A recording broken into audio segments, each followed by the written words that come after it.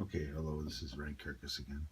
I had shown purchases for Russia here on this Russian strategy video. I'm going to do a conservative Russian strategy here. Just because, as fun as the dirty Russian can be, sometimes you want to be a little more conservative in case you're worried about Germany attacking you. So, what I've done is using all the previous money, and this here is this turn's purchase, which is $22. I'm using the $2 change I had. So let's say they lend lease 3 dudes. They've upgraded a minor factory to a major, and they built 12 infantry. And that's all they've done. So as you can see, this factory here was a minor, now it's a major. This is in anticipation to possibly needing some output on the Japanese side. And the nice thing is, via rail, you can move from here rather rapidly over to here. Or if you build 2 units that can move 2, you can go from here to here. And you're ready to deploy. Alright, so that's that. Also kind of move the guys around. I just put 2 over there, left 1 there. Move one of those guys from up top over to here. Move the cluster down to Transcaucasia, because 1, you don't want the Germans to take this, because if they do, then Turkey automatically aligns to them. That would be bad. Another option that's going on here is you can start moving some troops down, right? You can start taking over some stuff that's a victory condition, and it increases your income by 1. So let's assume we just did that. Alright, I'll throw a roundel on that at the end of the turn here, but we also stated that the pact would be signed with Germany. And Germany last turn in January 1940 did its attack and signed the pact with Russia. Let's just assume. Could have been a turn earlier, but who knows, or whatnot. So what I've done here, I'm just going to back you up a little bit here. I have a very small defensive position here. I'm not too concerned about making this too big. This is actually going to be my primary defense. I'm going to end up moving this factory down here if Germany attacks me. I'll show you why when I get that done, but let's move to the pact you've signed. So in the Molotov-Ribbentrop Pact, it says that regardless of alignment, Russia may move into East Poland and Lubelsk, so you're going to do that, and you're going to do that. You're also allowed to move into here, so you're going to do that, and into here, and I also placed those units that were in the place units box up here. It's the most likely place threatened by an amphibious assault. So you probably want to have a little bit more beef there. That way Germany is going to think twice about hitting you, or hitting the British and then hitting you, or the other way around. Up here, there is a fortification and these infantry are elite, but I'm still going to hit it, because why not? So, move this up. Let's move these 2 light tanks up. Let's throw a fighter in there, and this stuff from up here can reach, moving 1, 2, 3, so it's going to land back here. This fighter here moved 1, so it's going to be 2, 3, 4. Alright. So yeah, we're just going to hammer that. It's got the fort, so these things are going to be +2, and they're already at 5, so you got 3 rolling at 7 for round 1, and then the fort's got 2 shots at 5. So yeah. So the only spot you haven't taken over the pact is Lithuania, right? So next turn you'll be able to move a guy in here, right? All right.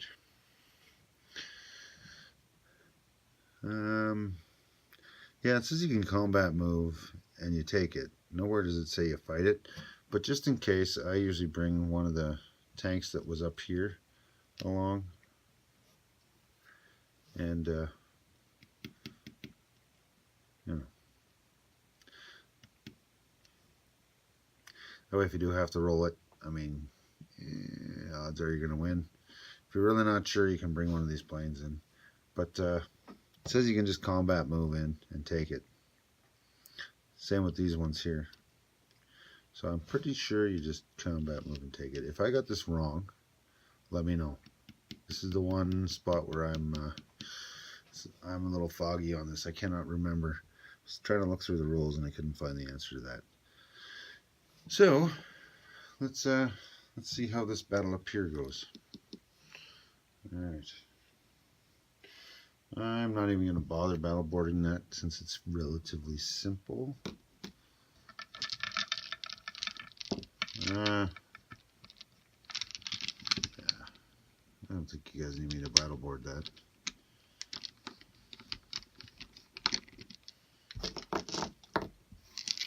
Alright, so the Russians are attacking with 4 infantry at 2. And they got 1 hit. And they're attacking with a cavalry at 3. That's a miss. 2 tanks at 4. 2 light tanks, and that's a second hit there. And 2 fighters at 6. Nothing. Great. And a tactical at 7, so that's a hit. Not target selected though. So that'll be 3 successful hits. That's all you needed. There are 3 elite infantry in here. So they are now out. However, they get to shoot back along with the fort. Because they're elite, their defense is at 5, but with the fort, they go up 2. So it's 3 at 7. Hey, look at that. Only 1 hit. And the fort's going to roll 2 at 5.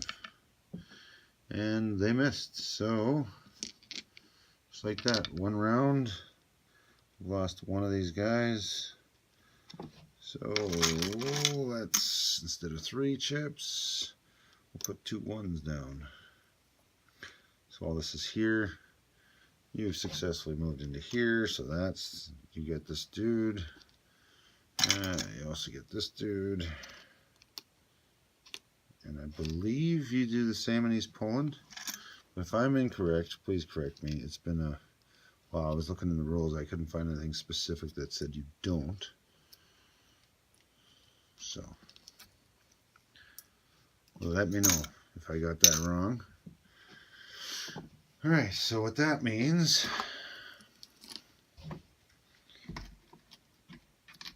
Alright, this place, Mapuri, is $1. Estonia is worth nothing except for victory condition. Latvia is worth nothing. Lubelsk is worth nothing. East Poland is worth $1. So that's only $2 so far. You'll get a third one from that. All of these combined are a victory condition for Russia though, so that's why Russia would kind of want to get that done. Alright, now what else did we do down here? We just did the 1 attack down here. So there you go, we'll take Azerbaijan. So technically that's 3 up, right? And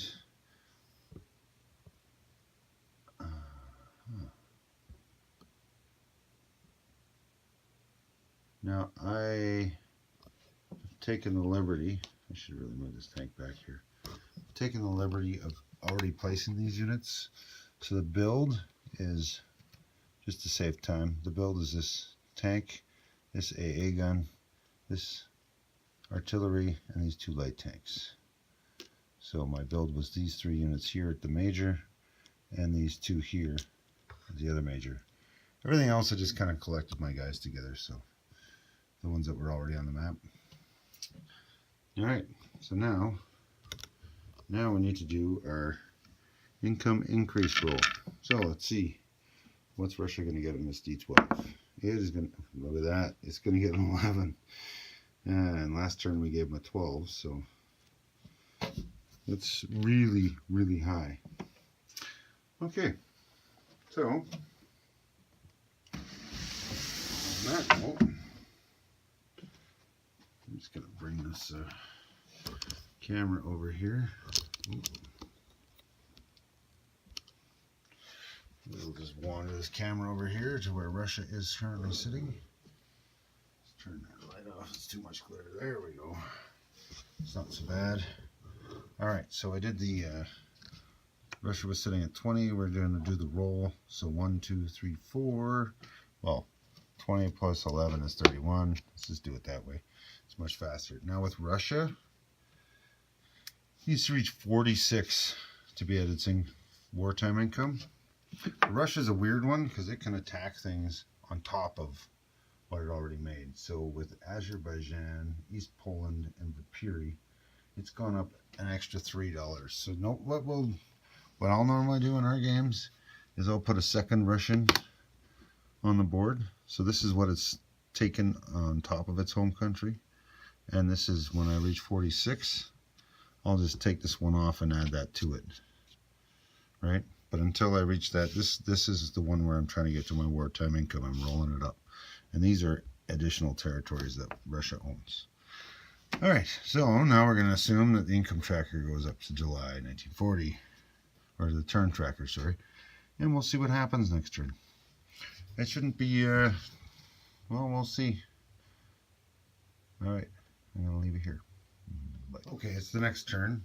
And just something we occasionally do here. When Russia, I mean, you don't have to do it this way, but sometimes people prefer it this way. So Russia took this place over, right? Which meant that these guys went under German control. And, you know, normally if it's German, you got this thing flipped upside down, right? Or flipped right side up, and it shows it's German. So what we'll often do is we'll just throw down like a German troop. Because the second that Germany declares war on Russia or the other way around, any of these survivors, if they're still survivors of this minor that's at war with a major power here, can be, will be aligned with Germany. And this is the weird part. So there's no factory or nothing there, right? So that's not a big deal, but parties can now start lend-leasing to this. Maybe the Germans would have a hard time getting anything here because there's no port. But maybe, let's just say for possibility's sake here, that maybe the Germans and the British might decide that, you know what, we're going to lend lease these guys a unit, and they could build it in this factory or the other British or any other British factory, like either Great Britain or FEC or whatever, and they could land it here.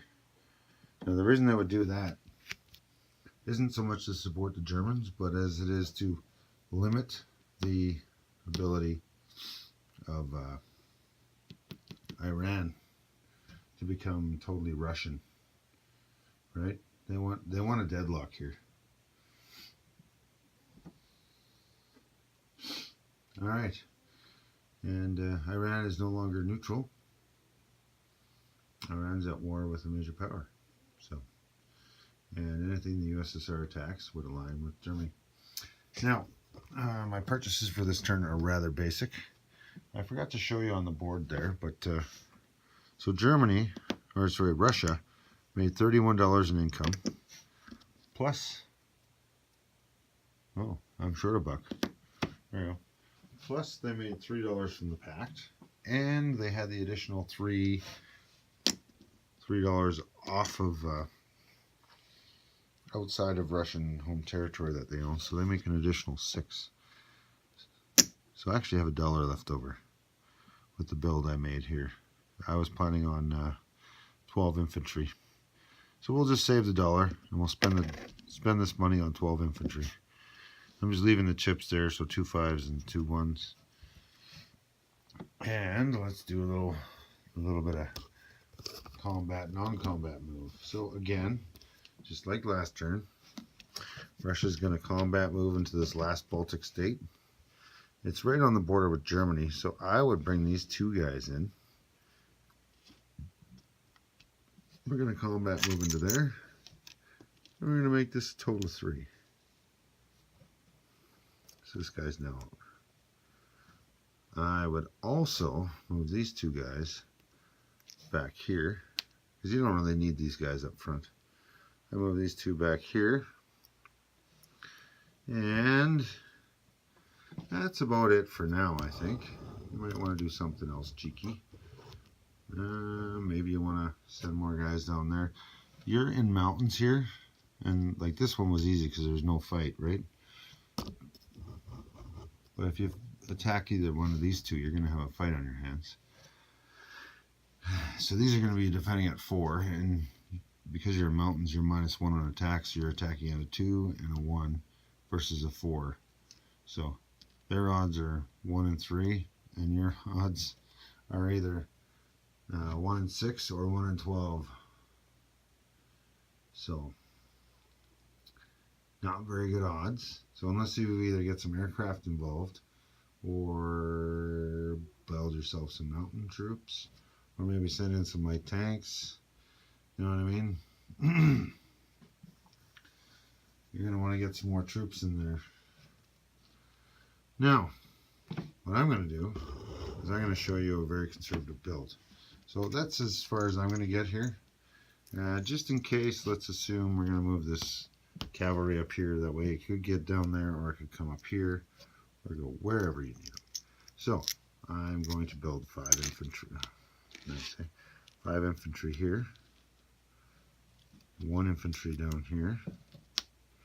I'm just stacking the cities a little bit. I don't want to have all my stuff, another infantry here. So that is 7. Just dropping my stuff. And then I'm going to build another 5 up here. But I'm also, I should have showed this earlier, I'm going to non-combat move these aircraft into Moscow. Because from Moscow they can reach that city, this factory, or that factory. And I'm going to bring these 2 light tanks and cavalry back. I'm going to leave this stack of infantry here for now. And that's it. So, as you can tell, you know what, we're going to actually move one of these guys back here too. So we're just going to leave one on the border, right? Just want to leave one guy in the front, and that's it. The only reason I put these 3 here is it forces Germany, if it attacks me, to divert its forces up here as well. So, because East Prussia here is German territory right on the border of Lithuania. So now you've successfully managed to get all this stuff that you needed for the pact. So from Valkyria up here, Estonia, Latvia, Lithuania, Lubelski, and East Poland. That is a victory condition for Russia, and you get that from the pact, plus your $3, plus attack roll. I'm not going to be showing attack rolls in this because there's so many varieties. I'm going to do a separate video on tech, I think, for everybody here. Alright, so that's it. Now it's time for that die roll here. I'm not going to show this one on camera. There's no point in cheating on these things. And it's a 3. So, let's wander over here. So Russia took 1 place, but it was worth, was it worth $1? Lithuania is worth $1. So we're going to move Russia's out of home territory and come up to 4 from 3. And it rolled a 3 this time instead of a 12 and then an 11. So 1, 2, 3. Russia's collecting 34 plus 4 for 38. And then the pact gives it another 3. So we're going to be collecting 41. And I already got 36 there, so let's just grab another 4.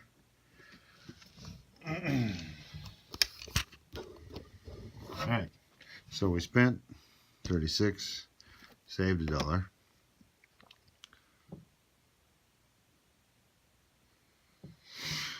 Alright, and our earnings are 34 plus 3 plus 4. I'm actually $1 short. The math was off. Alright, so plus 4. So 34 plus 4 plus 3 for 7. There we go. So 4 for its additional income that's not inside the USSR home territory. Right, so it's at 34. It needs 12 more to reach wartime income or max income. So there's its earnings plus the dollar it had saved. So we are sitting at 42 with our total earnings. Alright, let's see what we can do with that next turn. Like I said, I'm just doing a purely defensive build here. We're preparing for a possible German invasion, and when we feel that we're confident with that, we can start expanding into something a little bit more aggressive. And yeah, we'll just leave it at that, and I'm going to shut her down again. See you next turn. Okay, next Russian turn. Let's assume we move the calendar up to January 1941. Alright, so this build we had $42 because we saved $1 and 941.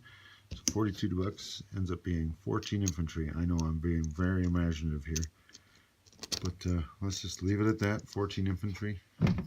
Now, if you want, you can continue your expansion out there. I'd be okay with just stopping here for now. You could attack Iraq, whatever, right? It's up to you. Just on the side of erring on the side of caution here, we're not going to. Alright. Technically, it's been 2 turns now. So Germany would have been able to align Hungary and Bulgaria one a turn, right, until it attacks Russia. So it would also have an extra $3 plus these gray dudes here. 2 guys and a horse, and this is cavalry.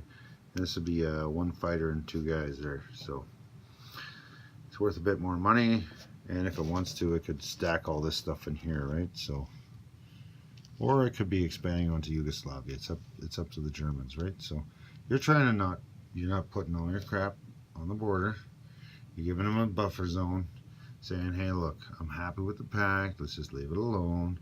I'm making my $3. You're doing that because you're not ready for a fight. Not really. Not against. Well, you saw what Germany did to Paris in my last video series on Germany, right? So, since this is the second nation of the series I'm doing here, if not, then check out the German strategy series, and you'll see what Germany can do with all this stuff here. So what we're going to do is we're just going to do a strict defensive build here. So you don't want to have too much stuff up here. I'm going to do a couple non-combats. I'm going to move 1 guy back.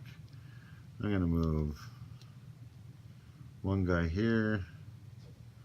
Let's leave 2 up here just in case. Sometimes they'll forget about these guys. So what we're going to do is we're just going to split that. 1 guy moves back. This guy moves over here. Alright, now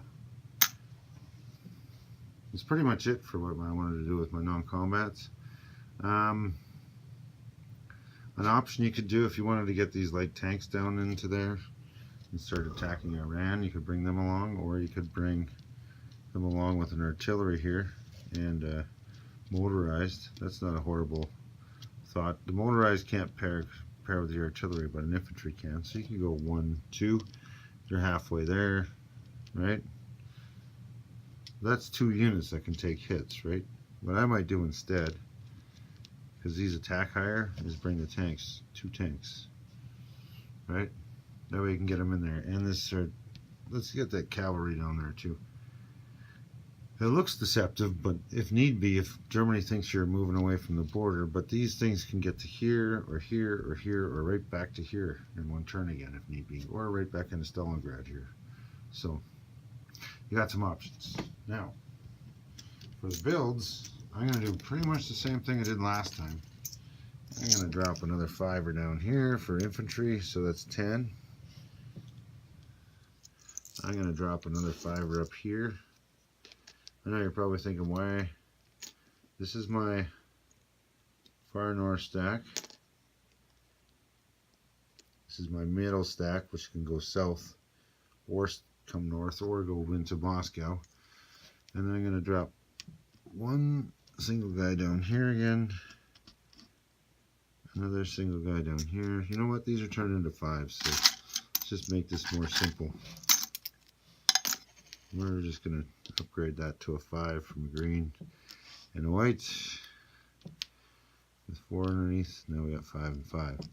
You'll notice I'm not stacking them right on the border. I'm leaving them in the city, which won't be surrounded. This one can't be surrounded. This one, they could surround it, but then would have to not blitz into here. So what I'm trying to do is leave these guys in the city because infantry defend +1 in the city, right? So instead of defending at 4, they'll defend at 5. Now I got 6 there, right? Just building up a core to defend around. All right, so I'm gonna build another infantry over here, and I need to move the camera back a little bit so you can see what I'm doing over here. I'm just gonna throw one more. I want to put a bit of a stack here to keep this factory safe. That way Japan doesn't get any crazy ideas if it's running through China to come take all my stuff. All right, so that's it. I'm not attacking anything. We're going to do another income roll. Yeah, look at that. It's a 6, which is pretty much halfway to what we needed. So we're still at 4 for the external territories we own. We got a 6 here, so from 34 to 40. Now Germany is probably going to be higher, but we can't predict what Germany's attacking or what it's going to lose. Well, we can, but we might as well be playing a game. I'm just trying to show you some strategy on how to play Russia conservatively. So Russia only needs to get 6 more, right? So this is where it's going to get dicey, because Germany knows that you're only 6 away from being at full income. So Germany might start thinking about moving on you. July 1941. We'll see what happens. All right, so as I said, you're collecting 40, 4, and then the pact is worth an extra 3, so you're collecting 47 this time. Last time you were at 41, so you're up 6. And I'm going to leave it at that, and we'll see what happens next turn. Okay, next turn in this Russian strategy video. Turn tracker has been moved to July 41 here. You're currently at 40 income. You're only 6 away. Odds are with a D6 or a D12 roll, that's pretty much a 50% chance that you're going to be at full income at the end of this turn. So it's not going to matter to you if you attack Germany first, because odds are you're going to be, rolling a 6, anywhere between a 1 and a 12 for income increase, so it won't matter. Now, that all depends on what Germany's doing. If Germany's just kind of stacked this up a little bit, but they're not going gung-ho, you're okay. If Germany's built 4 factories here, or 3 or 4 factories up here and there, and it's stacking like crazy, and it's not doing anything against London, it's got no transports, it's just looking like it's all about Russia, I would preemptively strike Germany at this point in time. There's a very good reason for that, and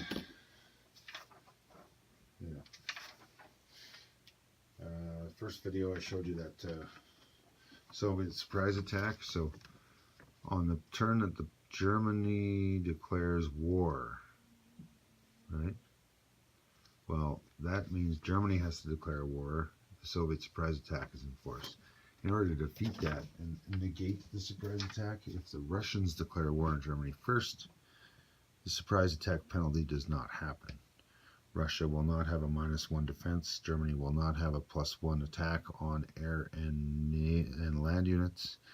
And Russia will be allowed to attack more than 1 land zone the turn after that happens.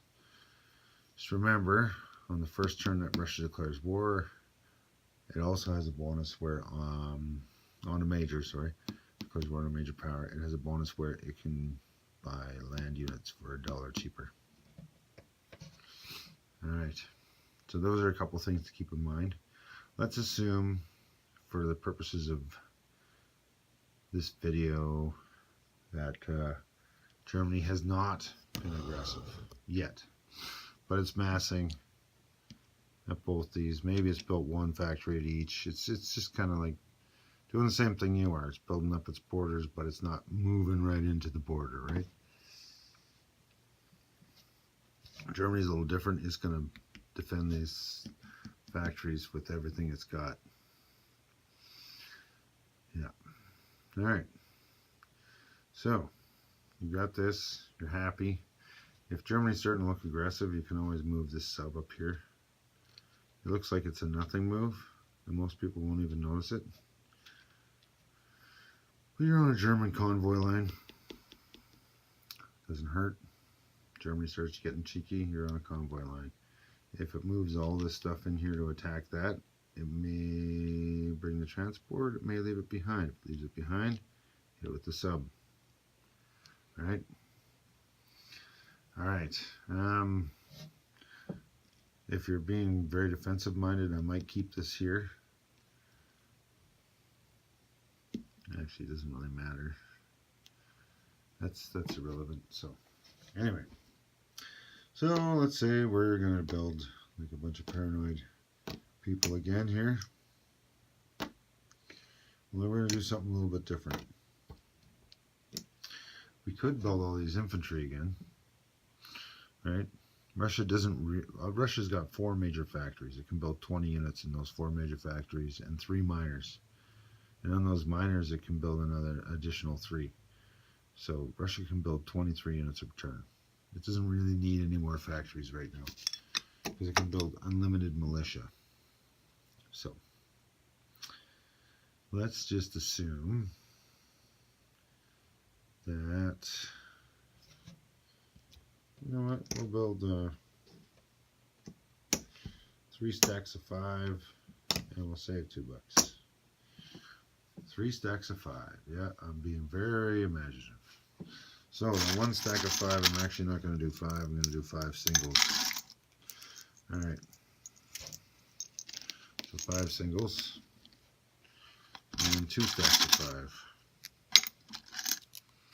Leningrad's already got 13 up here, right? So, what we're going to do, we're going to move non-combat, move this guy back here. We're going to move this one dude back. We'll move both. One dude back here. No, it don't matter. We'll just leave that there. So, there we go. A nice little shelter of 2 each on the border. Hopefully we can get a couple of hits if they decide to roll in up. The only reason I'm putting extra guys up here is right now Moscow is kind of juicy. It's only 1, 2, right? 1, 2, and then 1, 2, or 1, 1, 2, 1, 2, right? So that's why I'm leaving in a little extra into the top. And remember, these units can all move down and block anything moving towards Stalingrad if need be. So, what am I going to do now? Well, I'm going to split my forces a bit. I'm going to move 5 guys over here. Seems kind of crazy. And I'm going to, that's it for my non-combats for now. You know what? We got all these troops down here. Let's use some of them. So, we're just going to move, non-combat move these cavalry and the 2 tanks down to here. Now, Germany probably wouldn't have attacked us with these controlled miners here. So now we got 2 cavalry, 2 light tanks, and infantry on here. 2 infantry here. I like chipping my stuff because it's a mess otherwise. Especially in the small territories. Gets confusing, where's that thing actually at?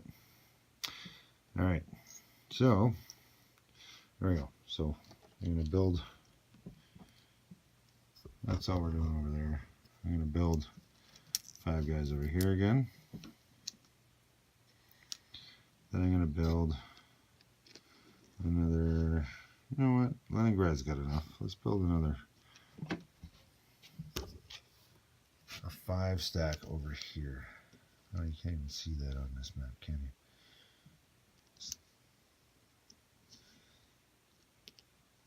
Camera's not quite capturing the color right, but yeah, my map's a lot more.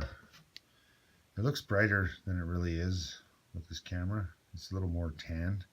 For some reason, this camera's not picking up the yellows that are in this red as well. But all right, so that's that. You're gonna build a one here. And build another one over here, another one over there, one up here, and one in Moscow.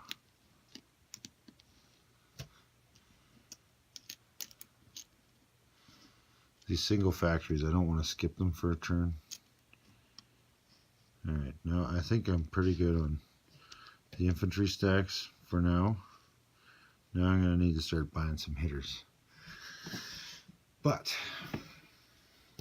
so there we go. We just spent $45 and we saved $2. So let's see what we get with this roll here. We need a 6. Come on, 1. I guess they were making up for that 11 and a 12 at the start. So Russia moves from 40 to 41, needing 5 more to reach 46. That hasn't changed, but I have a suspicion it will next turn. That's why we moved those light tanks and the cavalry down into Iran. And the pact is still intact, so we're going to get an additional 3. So 41 plus 3 is 44, plus 4 is 48. All right, so that's our income, 48, and we had 2 left over. So I'm going to stop right here, and we'll see what happens next turn.